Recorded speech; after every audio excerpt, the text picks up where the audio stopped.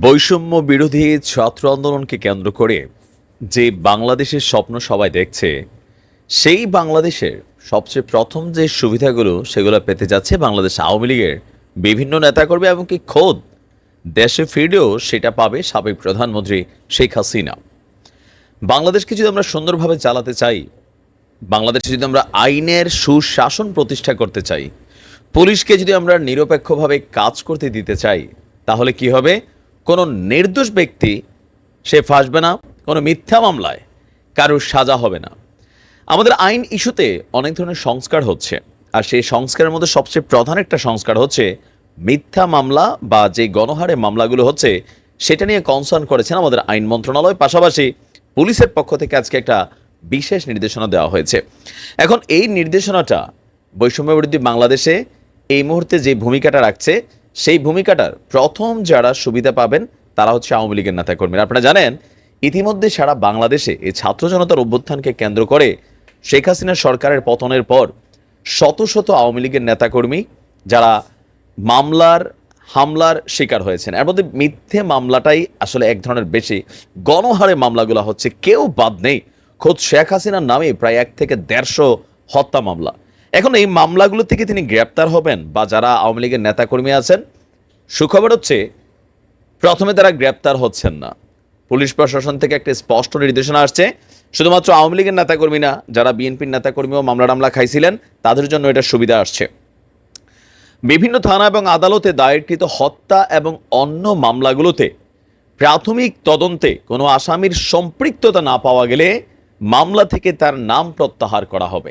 এমনকি সঠিক তথ্য প্রমাণ ছাড়া যে আপনি একটা মামলা করে দিয়ে আসলেন একজনের নামে, তাকে সাথে সাথে পুলিশ গ্রেপ্তার যেন না করে, সেই বিষয়ে স্পষ্ট নির্দেশনা দেওয়া হয়েছে আজকে পুলিশ সদর দপ্তর থেকে সারা বাংলাদেশের থানাগুলোতে।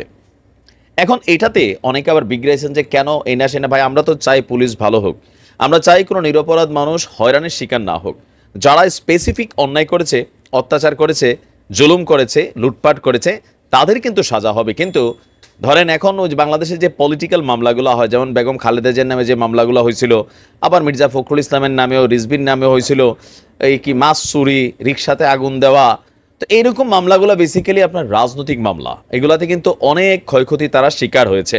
তো এখন এই মুহূর্তে এই একই ধাঁচে অনেকগুলো মামলা হচ্ছে আমাদের কি বলে যে অনেক মানুষের নামে, চলচ্চিত্র শিল্পী, নায়ক, নায়িকা, যাদের সাথে আওয়ামী লীগের সম্পৃক্ততা ছিল, প্রত্যেকে কিন্তু এই মামলাগুলার শিকার হয়েছেন। বাট পজিটিভ দিক হচ্ছে এই মুহূর্তে বৈষম্য বিরোধী সরকার, যেই সরকার এখন আছেন, তারা মনে করছেন যে না, সেম জিনিস তো আর চলতে পারে না। যদি সেম জিনিসে চলতো তাহলে তার এত জীবন যাওয়ার দরকার ছিল না। আপনার পুলিশ সদর দপ্তর থেকে আপনার একটি চিঠি তৈরি করা হয়েছে। পুলিশ সদর দপ্তরের ডিআইজি কামরুল আহসান সই করা চিঠিটি সারা দেশে প্রত্যেক থানার ভারপ্রাপ্ত কর্মকর্তা মানে ওসিকে ফ্যাক্স করে দেওয়া হয়েছে। পুলিশ সদর দপ্তর থেকে চিঠিটির সত্যতা নিশ্চিত করা হয়েছে। চিঠিতে বলা হয়েছে, আইন শৃঙ্খলা সংক্রান্ত উপদেষ্টা পরিষদ কমিটির প্রথম সভায় যে সিদ্ধান্ত হয়েছে তা হচ্ছে, ছাত্র জনতার গণঅভ্যুত্থানে শাহাদাত বরণকারী পরিবার বা ক্ষুব্ধ ব্যক্তি বিভিন্ন আদালত বা থানায় করা মামলার সঠিক তথ্য প্রমাণ ছাড়া সরকারি কর্মকর্তা কর্মচারীকে গ্রেফতার না করার পাশাপাশি যে কোনো মানুষকেও আপনার গ্রেফতারের ক্ষেত্রে আপনার সুস্পষ্ট তদন্ত করতে হবে। এখন আগের যে তদন্ত ছিল, পলিটিক্যাল তদন্ত হইতো, ওই নামের শেষে বিএনপি পাইলেই, কমিটির কোনো নামের মধ্যে পাইলেই তাকে মামলার আসামি করে ফেলা হতো। কিন্তু এখন এই সিস্টেমটার পরিবর্তন হচ্ছে। এই সিস্টেমটা এখন দৃশ্যত আওয়ামী লীগের জন্য সুখকর অনেকের কাছে মনে হলেও ইন ফিউচার এটা সবার জন্য সুখকর। সরকার আসবে যাবে, ডাজেন্ট ফ্যাক্ট, যদি কেউ অন্যায় করে তার বিরুদ্ধে মামলা হবে, তথ্য প্রমাণ থাকলে তার জেল হবে, ফাঁসি হবে। কিন্তু নিরপরাধ দল করার কারণে হাজার হাজার পরিবার ধ্বংস হয়ে গেছে। ধন্যবাদ এই বিশাল সংস্কারটার জন্য। মুখে মুখে যে যাই বলুক, শেখ হাসিনাকে স্বভাবত সবাই ভয় পায়, এটা আপনি অস্বীকার করার সুযোগ নেই। আর এই ভয়টা গত 1 থেকে 1.5 মাস যাবৎ অনেকটা নিভে গিয়েছিল। বাট হঠাৎ করেই তিনার যে ফোন আলাপটা সামনে আসলো, একের পর এক যখন ফোন আলাপ আসছে, সেখান থেকে তিনি চ্যালেঞ্জ ছুড়ে দিয়েছেন, তিনি প্রধানমন্ত্রীর পদ থেকে পদত্যাগ করেননি। পাশাপাশি তিনাকে হটানোর জন্য একটা বিশেষ পরিকল্পনা, বিশেষ যজ্ঞের আয়োজন করা হয়েছিল। ভাইরাল ফোন আলাপে এমন যে কথাবার্তাগুলো আসছে, একটা লাইন খুবই ভাইরাল যে আমি সীমান্তের খুব কাছাকাছি আছি, চট করে বাংলাদেশে ঢুকে যাব। এখন এই যে চট করে ঢুকে যাব শব্দটাতে শরীরের মধ্য দিয়ে একটা হিমবাহ অনেকেরই বয়ে গেছে। কেউ কেউ ভাবছেন যে শেখ হাসিনা যদি আসলেই বাংলাদেশে আসে তাহলে পরিস্থিতি যা দাঁড়াবে সেটা বর্তমানে যে নড়বড়ে প্রশাসন আছে, পুলিশ, সেনাবাহিনী, বিজিবি, এটা নড়বড়ে অবস্থায় আছে। কারণ আমরা দেখতেছি আইন শৃঙ্খলা বাহিনী আসলে এই মুহূর্তে মাঠে শক্তিশালী না। তারা ছাত্রদেরকে তোষামোদ করে, অনেক জায়গায় লিগেল ইস্যুতেও কথা বলতে পারতেছে না, বা পুলিশের ড্রেস পরে অনেকে চাকরি করছে না। তো পরিস্থিতিটা কেমন হবে একটা মানে কি বলা হয় যে কল্পনা করা যায় না এমন একটা সিচুয়েশন তৈরি হতে পারে। অনেকগুলো মানুষের প্রাণ যেতে পারে, গৃহযুদ্ধ লেগে যেতে পারে। তো এই যখন পরিস্থিতি, শেখ হাসিনাকে ভয় পায় না এমন কেউই নাই, আসলে কিন্তু সবাই ভয় পায়। আর তার এই চট করে ঢুকে যাওয়া নিয়ে দিন শেষে আমাদের এই মুহূর্তে বৈষম্য বিরোধী ছাত্র আন্দোলনের যিনি একজন প্রধান সমন্বয়ক থেকে সরাসরি উপদেষ্টা পদে আসীন হয়েছেন আসিফ। তো আসিফ শেখ হাসিনাকে এই ঘটনার পর একটা স্ট্যাটাস দিয়েছিলেন। কাকতালীয়ভাবে বা কোনো এক রহস্যময় অবস্থানের কারণে চট করে আসিফ এই অংশটা আবার ডিলিট করে দিয়েছে, মানে তার এই পোস্টটাকে তিনি ডিলিট করে দিয়েছেন। এরপরে বিষয়টা নিয়ে সকলের একটা কনসার্ন হয়েছে যে আসিফ মাহমুদ কি তাহলে ভয় পাচ্ছেন? যদি ভয় না পেতেন তিনি যেই পোস্টটা করেছিলেন শেখ হাসিনার চট করে ঢুকে যাওয়া নিয়ে, তিনি কেন সেটা আসলে ডিলিট করে দিলেন? কি ছিল সেই পোস্টে? শেখ হাসিনার যখন বলছিলেন যে আমি খুব দেশের কাছে আছি যাতে চট করে ঢুকে পড়তে পারি, তো সেই লাইনটি নিয়ে অন্তর্বর্তী সরকারের শ্রম ও কর্মসংস্থান উপদেষ্টা আসিফ মাহমুদ সজীব ভুঁইয়া নিজের ভেরিফাইড ফেসবুকে একটা পোস্ট দিয়েছিলেন। তিনি লিখেছিলেন যাতে চট করে ঢুকে যেতে পারি, এতটুকু লেখা লিখছেন, আসুন প্লিজ, জেলের দরজাটা আপনার জন্য খোলা আছে। আসিফের এই পোস্টের স্ক্রিনশট দিয়ে সংবাদও প্রকাশ করে ফেলেছিল একাধিক গণমাধ্যম। তবে আজকে সন্ধ্যা 6টার পর আসিফ মাহমুদের ফেসবুকে স্ট্যাটাসটিকে খুঁজে পাওয়া যাচ্ছে না।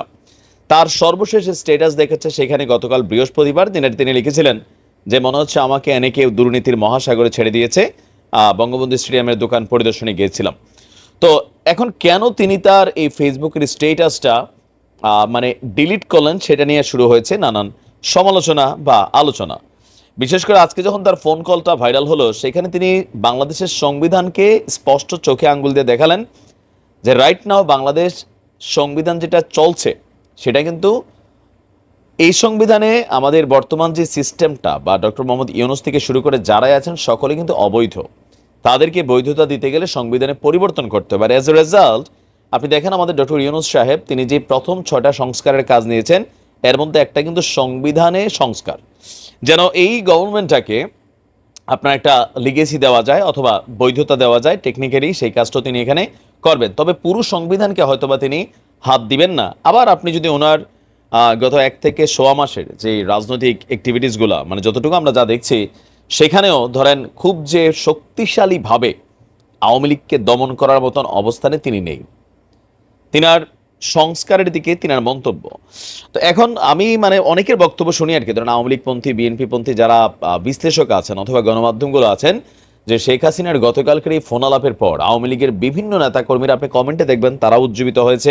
ইভেন তারাও ওই যে লুকায় লুকায় পলায় পলায় দেশে আছে, তারাও এটা কিন্তু কমফোর্ট না। তারা চাচ্ছে যে আপোষ না সংগ্রাম, সংগ্রাম সংগ্রাম। এবং কি নিয়ে সংগ্রাম, কেন সংগ্রাম ডাজেন্ট ফ্যাক্ট। এখন বিষয়টা হয়ে গেছে বাঁচা মরার অস্তিত্ব। কারণ আওয়ামী লীগ এই জিনিসটা জানে, বুঝতে পারতেছে পরিস্থিতিটা যে ডক্টর ইউনূস সাহেব যতক্ষণ আছে মিনিমাম লেভেলে ততক্ষণে সিকিউর, কিন্তু এরপরে একটা রাজনৈতিক সরকার বিএনপি আসলে জামাত তো এক ধরনের কি বলে যে ক্ষমা ঘোষণা করছে, তো একটা প্রতিহিংসামূলক অবস্থান তৈরি হবে। আর সেটার ভয়ে শেখ হাসিনা যাতে চট করে ঢুকে সেটার জন্য কিন্তু সর্বোচ্চ চেষ্টা তারা চালাবে বা তাকে আশ্বস্ত করার চেষ্টা করবে। আর শেখ হাসিনা সীমান্তে আসলে এখন কমেন্টে যে যাই বলুন, প্র্যাকটিক্যাল সিচুয়েশন হচ্ছে বাংলাদেশ ওই দৃশ্য দেখবে যেটা হয়তো আমরা সিরিয়া ইরাকে দেখি, মানে এক ধরনের গৃহযুদ্ধ তৈরি হবে। একদিনে বাংলাদেশে হাজার হাজার মানুষ মরে যাবে, প্রশাসন ভাইব্রেশন হতে পারে নানান জায়গায়। কারণ যারাই আওয়ামী লীগের সাথে কানেক্টেড ছিল গত 16টা বছর প্রত্যেকেই বিভিন্ন জায়গায় নানান ঝামেলায় আছে। এর মাঝখানে যারা কোনো অপরাধ করেনি, নিরপরাধ ছিল, তারা মোটামুটি ভালোই আছে। বাট যারা দলীয় লবিং অথবা সামহাও প্রশাসনের নিয়োগ থেকে শুরু করে যে কোনো জায়গায় সুবিধা নিয়েছে, প্রত্যেকে কিন্তু এখন ইয়ানাফসি করছে। সো তারা প্রত্যেকে চাচ্ছে যে শেখ হাসিনা ফিরে আসুক, আর আসার পরে একটা লড়াই হবে। আর আওয়ামী লীগের রাজনীতির যে ইতিহাস, সেই ইতিহাসে একটা জিনিস স্পষ্ট যে রাজপথে বিরোধী দল হিসাবে আওয়ামী লীগ যথেষ্ট শক্তিশালী। এখন দেখা যাক কি হয়, তবে সবাই কিন্তু কিছুটা হলেও ভয় পাচ্ছেন, এটাই বাস্তবতা।